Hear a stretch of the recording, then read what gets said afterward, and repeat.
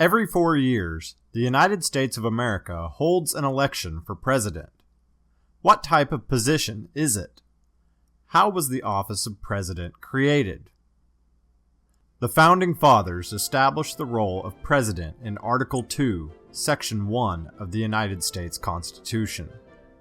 The first clause of this section reads, "The executive power shall be vested in a President of the United States of America." Initially, those attending the Constitutional Convention were divided about the issue of a chief executive. Some felt the chief executive should be powerful. Others believed that such a position should be weak, with the real power being in the hands of the legislature. They were of the opinion that a strong chief executive might eventually become a king, or wield king-like authority. Still others at the convention felt that there should be no chief executive at all. Ultimately, it was decided that a president was necessary. The president is elected to a 4-year term. This is also stated in Article 2, Section 1 of the Constitution. However, Article 2 did not state how many terms the president could serve. The first president, George Washington, only served 2 terms. For years, this was an established custom. It was not until the ratification of the 22nd Amendment in 1951 that the 2-term limit officially became a part of the Constitution. Article 2, Section 1, Clause 5, states the qualifications that must be met in order to become president.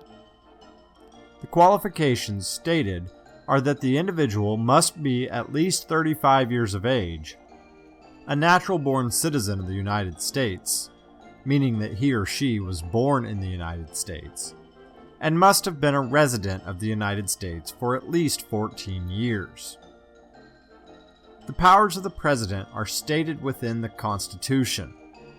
In Article 1, Section 7, it is stated that Congress must present a bill it has passed to the President, who must sign it into law or veto it. If the President does not sign the bill within 10 days, it automatically becomes law. If Congress adjourns before the conclusion of those 10 days, then the bill does not become law. This is known as a pocket veto. Most of the powers of the President are laid out in Article 2, Section 2 of the Constitution. Serving as the Commander-in-Chief of the United States Armed Forces is one of the primary roles of the President. The President is also given the authority to make treaties with foreign nations and appoint ambassadors, judges, and other government officials to their positions. However, these appointments must be approved by the Senate. Article 2, Section 3 also defines some of the responsibilities of the President. Amongst these responsibilities is informing Congress on the State of the Union from time to time.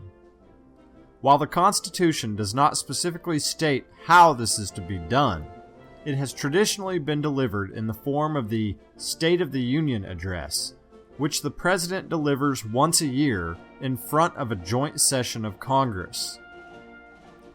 Additionally, Article 2, Section 3 states that the President may make recommendations to Congress regarding the types of legislation they should consider passing.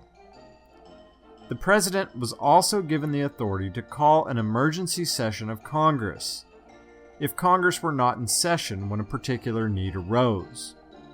Although, in the modern era, Congress meets year-round, and the last time this power was used was 1948.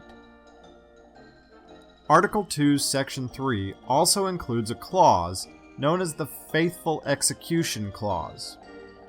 It states that the President must take care that the laws will be faithfully executed.